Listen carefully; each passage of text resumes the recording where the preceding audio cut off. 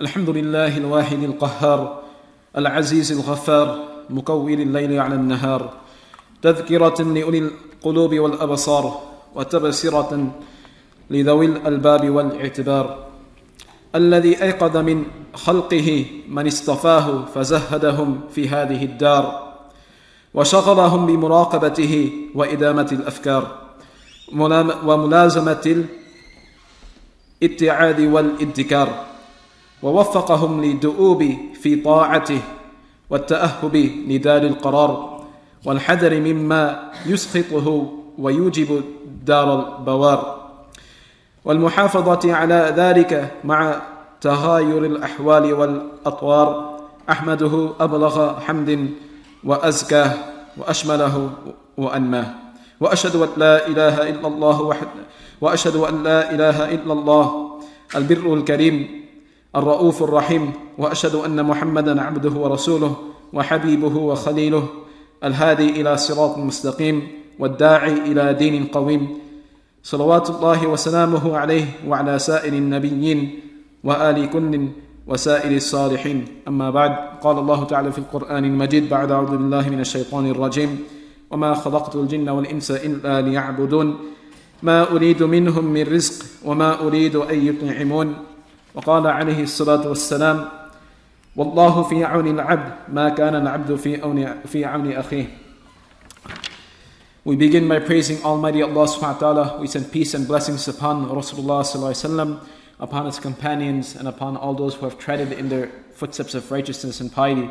We ask Allah subhanahu wa ta'ala that He makes us from those who love and cherish the sunnah of the Prophet sallallahu alaihi wasallam and follow in his footsteps. Ameen. The khutbah which I read today, just right now, is very different from the khutbah I usually start off with. The introductory khutbah is actually from the book Riyadh al-Salihin. Riyadh al-Salihin is a book which every day we try our best after Isha Salah to read from that book. It's a collection of hadith pertaining to the virtues of actions and good deeds. And almost any masjid you walk into, whether it's a masjid here in America, whether it's a masjid in the Middle East, whether you go to masjid in China, I can guarantee most likely that you will find this book, Riyadh al-Salihin, in that masjid. You'll have Riyadh al-Salihin in many people's homes. So Riyadh al-Salihin is a book which really comes second or third after the Quran. Alhamdulillah, Quran's in every masjid. Quran is in everyone's homes. Sometimes people keep Qurans in their cars. We have the Quran application on our phone. And right after that, maybe second or third, people have Riyadh al-Salihin. They know of, Sahih Bukhari, Muslim. But people oftentimes read Riyadh al-Salihin much more. Why? Because, Bukhari and Muslim, it's authentic and it's well known. But there's a lot of hadith in there that are specific to law, to, rulings and regulations. Things which, are for the scholars. But Riyadh al-Salihin is very different. It's a compilation of authentic hadith, but focusing on virtue, focusing on reward. So when you read through Riyadh al-Salihin, what happens is you are motivated to do that action because you know the reward, you know the virtue, you know the reward and the benefits of reciting the Quran, you know the reward and the benefits of doing the dhikr of Allah subhanahu wa ta'ala. So Riyadh al-Salihin is really, the bottom line is, it's well known. It's a book which Allah subhanahu wa ta'ala has accepted, and it's a book which Allah subhanahu wa ta'ala has really made famous all throughout the Muslim world. And the reason I bring it up is because today I want to share the introduction of Imam Nawawi, the author of Riyadh al-Salihin, the person who compiled all the hadith and he put it together and called the book Riyadh al-Salihin. He has an introduction to that book. He has an introduction. And I want to share with you the introduction because it's very powerful. The point I want to impress upon everyone today is if you have two things, then you will get the acceptance of Allah subhanahu wa ta'ala. Right? I'll speak about the two things later, but let's speak about the acceptance of Allah subhanahu wa ta'ala. Understand that when a person is doing something for Allah subhanahu wa ta'ala, their ultimate goal is so that Allah subhanahu wa ta'ala can accept their good deed. Not just do the good deed. Because there's been many people in the world who Allah subhanahu wa ta'ala uses for His deen. There's a difference between being used for the deen and being accepted for the deen. Right? A huge difference. A person who is evil, a person who is disobedient to Allah subhanahu wa ta'ala can be used for his deen. And I'll give you an example. One of the worst Muslim rulers was Hajjaj bin Yusuf. This man killed thousands of people. This man persecuted, harassed, killed Sahaba radhiyallahu anhum. Imagine a man like that, Hajjaj bin Yusuf. Yet he was the very person, because of him we are able to read the Quran today with ease. He's the one who introduced, the kasra, the fatha, the dhamma, and all those other dots. Because before that, it was just no vowels, no kasra, no fatha, no dhamma, no dots. It was very difficult to read.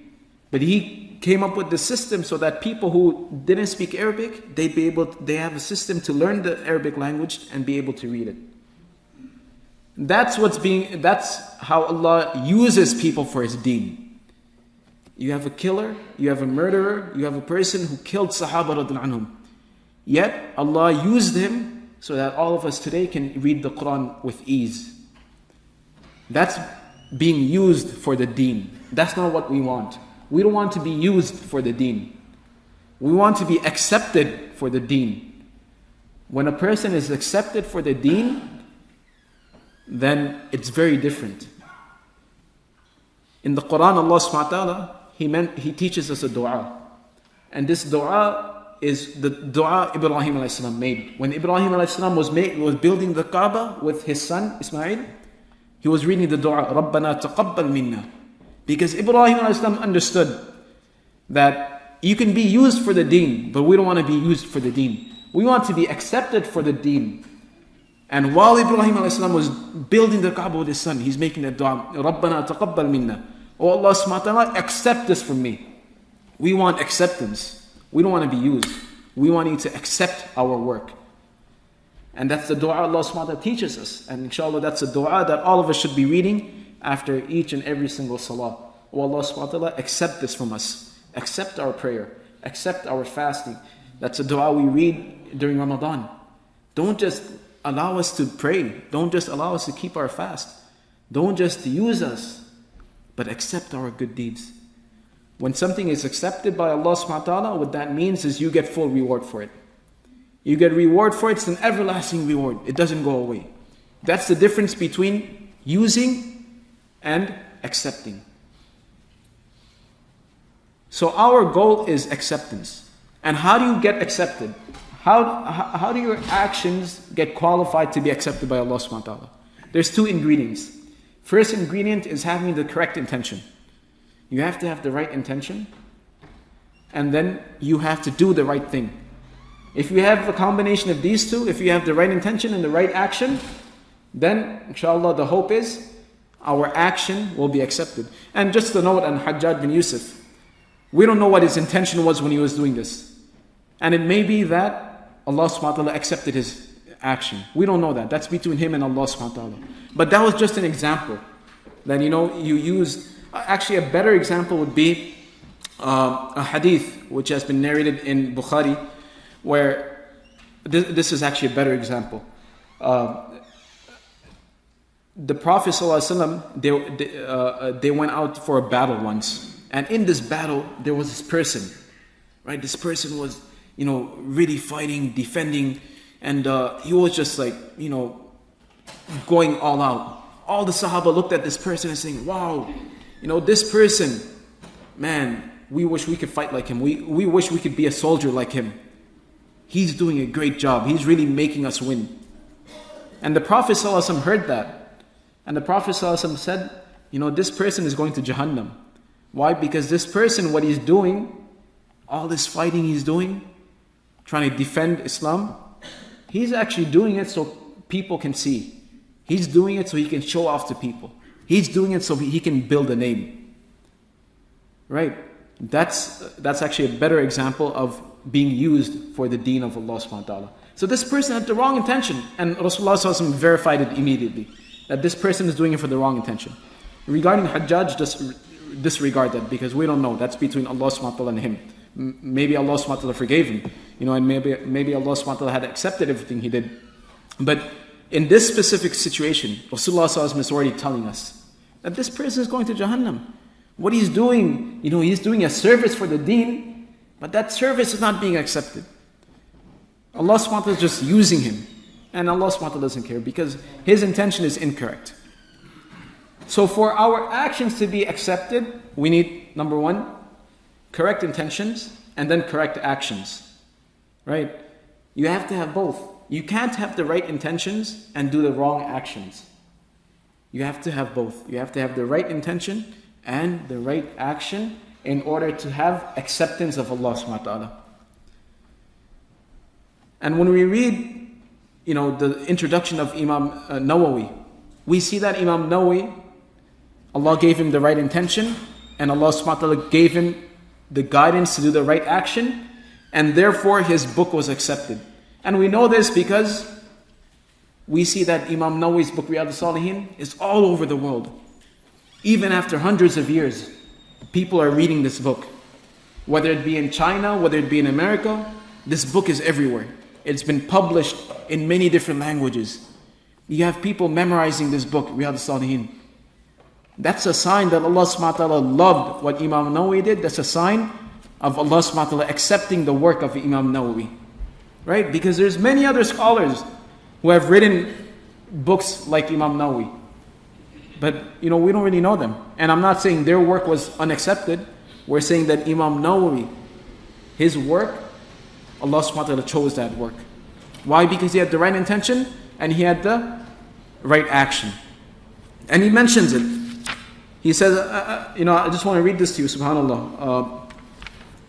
He starts off his introduction by praising Almighty Allah subhanahu wa ta'ala, and he says, وَمَا خَلَقْتُ الْجِنَّ وَالْإِنسَ إِلَّا لِيَعْبُدُونَ مَا أُرِيدُ مِنْهُمْ مِنْ رِزْقٍ وَمَا أُرِيدُ أَن يُطْعِمُونَ. That Allah subhanahu wa ta'ala tells us in the Quran that He did not create us except that we recognize and worship Allah subhanahu wa ta'ala. And مَا أُرِيدُ مِنْهُمْ مِنْ رِزْقٍ وَمَا أُرِيدُ أَن يُطْعِمُونَ. Allah subhanahu wa ta'ala does not want our wealth. Allah subhanahu wa ta'ala does not want us to feed Him. That's not what Allah wants from us. Allah wants us to recognize Him. Recognize meaning understand who Allah subhanahu wa ta'ala is. And if you understand Allah, then you'll worship Allah subhanahu wa ta'ala, because you know Allah subhanahu wa ta'ala is the creator. Allah subhanahu wa ta'ala is the exalted. Allah subhanahu wa ta'ala is the magnificent. So he starts off with that. And then he says that understand وَأَعْقَلُ النَّاسِ فِيهَا هُمُ الزُّهَّادِ. That the intelligent people are the people who know that this dunya, this world that we live in, is going to go away, and they're not attached to this dunya. A-zahid is not a person who lives, as a homeless person.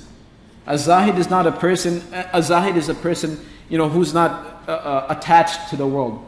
A person who is not attached to the world, a-zahid, it's not a person who's a homeless person, who's a poor person.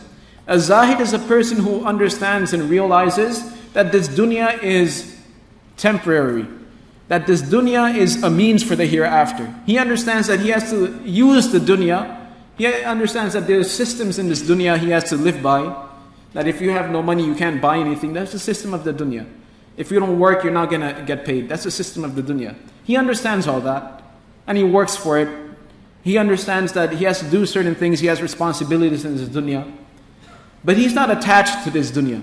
He's not caught up in this mindset that if I make $1 million, if I become a billionaire, that I'll live forever. I'll become the king of the world. That's not his, that's not his mindset. That's what a zahid is. That's what a true person who is separated from this dunya is. It's not just physical. It's not just apparent, living like a homeless person or not having any wealth. That's not what a zahid is. A zahid is it's an internal condition. It's understanding that this dunya is going away. And Imam Nawawi, he brings a very beautiful poem. He says, إِنَّ لِلَّهِ عِبَادًا فُطَنَا طَلَّقُوا الدُّنْيَا وَخَافُوا الْفِتَنَا. That Allah subhanahu wa ta'ala, He has, people who are very smart. And who are the people who are very smart? طَلَّقُوا الدُّنْيا. They have divorced the dunya. they understand that dunya is, it's not worth their time. It's going to go away. So their objective is the hereafter. They use the dunya, right? They use the dunya for what they need to. They know they have to live in the dunya, but their objective is in the hereafter. Their focus is always the hereafter. وَخَافُوا الْفِتَنَةِ. And they understand that this dunya is a test. And they're very cautious of that. نَظَرُوا فِيهَا فَلَمَّا عَلِمُوا. They look at the dunya and they immediately understand أَنَّهَا لَيْسَتْ لِحَيٍّ وَطَنًا. That this dunya is not a place where they're going to live. This is not their final abode. They understand that the hereafter, that's where they're going to go. That's their objective. جَعَلُوهَا لُجَّةً وَاتَّخَذُوا صَالِحَ الْأَعْمَالِ فِيهَا سُفَنًا. So they have made their refuge, lujja, which is refuge. The way they save themselves from this world is وَاتَّخَذُوا صَالِحَ الْأَعْمَالِ. They have made good actions, good deeds, their boat. Sufana, right? The boat which will protect them and carry them to their final destination, which is the hereafter.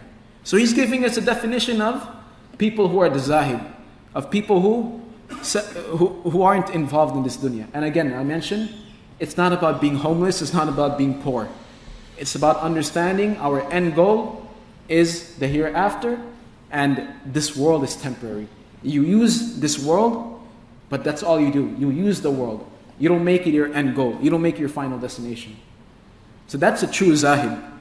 So then Imam Nawawi, he goes on to say that, فَإِذَا كَانَ حَالُهَا مَا وَصَفْتُهُ وَحَالُنَا وَمَا خُلِقْنَا لَهُ مَا قَدَّمْتُهُ فَحَقٌّ عَلَى الْمُكَلِّفِ أَن يَذْهَبَ بِنَفْسِهِ مَذْهَبَ الْأَخْيَارِ. He says that when a person realizes this, that their ultimate goal is the hereafter, they'll realize that they have some work to do. They have to prepare for the hereafter. Just like how we have the system in this world, that we have to prepare for this world. You can't just wake up and then, magically there's food in your fridge and magically you have a house. It doesn't work like that. Right? You have to buy a house, you have to buy food, you have to go to work. Likewise in the hereafter, you can't just hope that when you go to the hereafter, Allah is just going to reward you. Right? So he's mentioning that. He says, when you understand that Allah has created you for a purpose in this world, when you understand that that there's a hereafter, you have to work for it. Just like you work for this world, you have to work for the hereafter. So he's saying, what can we do in order to prepare for the hereafter? So he says, قَدْ قَالَ اللَّهُ تَعَالَى وَتَعَاوَنُوا عَلَى الْبِرِّ وَالتَّقْوَى. What's the best way? Allah subhanahu wa ta'ala is telling us. So Imam Nawawi is saying that the way I've prepared for the hereafter is by following the command of Allah, where He says, وَتَعَاوَنُوا عَلَى الْبِرِّ وَالتَّقْوَى, that help one another by doing good deeds and maintaining their righteousness and piety. So Imam Nawawi, he's saying that, the way I'm going to prepare for the hereafter is by helping one another, helping my fellow Muslims, helping the people to do good deeds and to become righteous, to gain taqwa and birr. And then he says, and some of the hadith that really struck me, Imam Nawawi, he's saying that some of the hadith which he kept in mind when he was writing this book. So the reason why he's writing this book is, number one, so that he has a means of reward for the hereafter. Because the currency in the hereafter is reward. The currency in this world is, money. You can't go to Walmart and say, I'm a very nice person, so give me this gallon of milk. They'll say, nice person, come mop the floors and then, we'll give you some money and then you can buy the milk, right? That's not how it works. In the hereafter, the currency is reward. In this world, the currency is money. So Imam Nawawi is saying, I need currency for the hereafter. And the way I'm going to get that currency is by doing something good in this world. So when you do something good in this world, you get currency for the hereafter. So his good action was making this book, Riyadh al-Salihin. So we see two things. We see he had the correct intention. He's doing it only for Allah. He's doing it for the reward that Allah is going to give him. And he's doing the right action. And he says, and some other hadith that I had in mind when I was writing this book was, وَاللَّهُ فِي عَوْنِ الْعَبْدِ مَا كَانَ الْعَبْدِ فِي عَوْنِ أَخِيهِ. That Allah subhanahu wa ta'ala will help the person who helps the servants of Allah subhanahu wa ta'ala. The people who help, someone who helps other people, Allah subhanahu wa ta'ala will help that people. Listen to the hadith again. وَاللَّهُ فِي عَوْنِ الْعَبْدِ. Allah subhanahu wa ta'ala will be in the assistance of that person مَا كَانَ الْعَبْدُ فِي عَوْنِ أَخِيهِ. As long as the person is in the assistance of others. As long as the person is helping his brother, Allah subhanahu wa ta'ala will continue to help that person. So Imam Nawawi had this in mind when he wrote this book. So we see that he had the right intention, he had the right action, and because of that, Allah subhanahu wa ta'ala accepted his work. And we see that it's all over the world. Again, we read it every night over here. In many of your homes, you may have this book, Riyadh al-Salihin. On many of your phones, you may have this book, Riyadh al-Salihin. In many masjids all over the world, not just in America, in the Middle East, China, in India, Pakistan, Bangladesh, Turkey, wherever it may be. This book is there, Riyadh al-Salihin, guaranteed. Why? Because he did the right thing with the right intention and Allah subhanahu wa ta'ala accepted him. My point today is, every single day all of us have this opportunity of making the right intention and making the right action. Why? Because all of us have to realize that this world is not for us to live in. Our world, our final abode is the hereafter. All of us are smart enough to know that one day we're going to pass.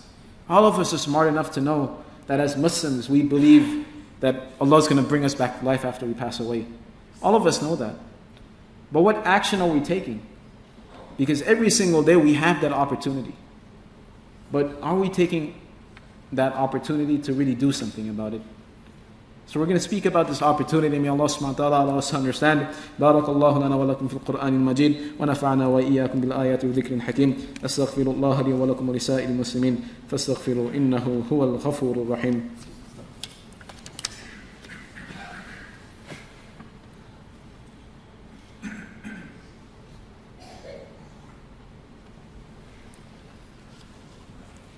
الحمد لله الذي أرسل رسوله بالهدى ودين الحق ليظهره على الدين كله وكفى بالله شهيدا ونشهد أن لا إله إلا الله وحده لا شريك له ونشهد أن محمدا عبده ورسوله قال الله تعالى في القرآن المجيد بعد أعوذ بالله من الشيطان الرجيم إن الله وملائكته يصلون على النبي يا أيها الذين آمنوا صلوا عليه وسلموا تسليما اللهم صل على محمد عبدك ورسولك وصل على المؤمنين والمؤمنات والمسلمين والمسلمات وبارك على محمد وأزواجه وذريته قال النبي عليه الصلاة والسلام أرحم أمتي بأمتي أبو بكر وأشدهم في أمر الله تعالى عمر وأصدقهم حياء عثمان وأقضاهم علي وفاطمة سيدة نساء أهل الجنة والحسن والحسين سيدا شباب أهل الجنة وحمزة وأسد الله وأسد رسوله رضوان الله تعالى عليهم أجمعين. So going back to our opportunities, what opportunities do we have to get this same result as Imam Nawawi did? Imam Nawawi, he did the right action, he had the right intention, and because of that, we see that his work had been accepted by Allah subhanahu wa ta'ala. So how do we get that opportunity? Well, obviously we have to have the right intention, that what we're doing is only for the pleasure of Allah subhanahu wa ta'ala, only for the reward of Allah subhanahu wa ta'ala. And number two, we have to do the right thing. And as we read the hadith, Imam Nawawi quoted that Allah subhanahu wa ta'ala will continuously help a person as long as he helps others. As long as he continues to help his brother. As long as he continues to help his sister. Allah subhanahu wa ta'ala will be in the aid of that person. As of now, in our area, we have 22 families who are refugees. They're Syrian refugees. Just to give you an idea of the condition of these families, 2 of these women have no husbands. Their husbands died in the war. Each of these families, they have about anywhere from 4 to 5, 6 children, right? 90% of them live in places where we don't want to live in. They live in places where, we don't even feel safe parking our cars in. 90% of them live in those places, right? They live in very distressed, horrible neighborhoods, places, we feel unsafe driving past, even during the day. We're hoping, we see police officers. And out of the 22 families, only about 3 or 4 of them actually have jobs. The husbands, they actually have jobs, the men, right? The other 18,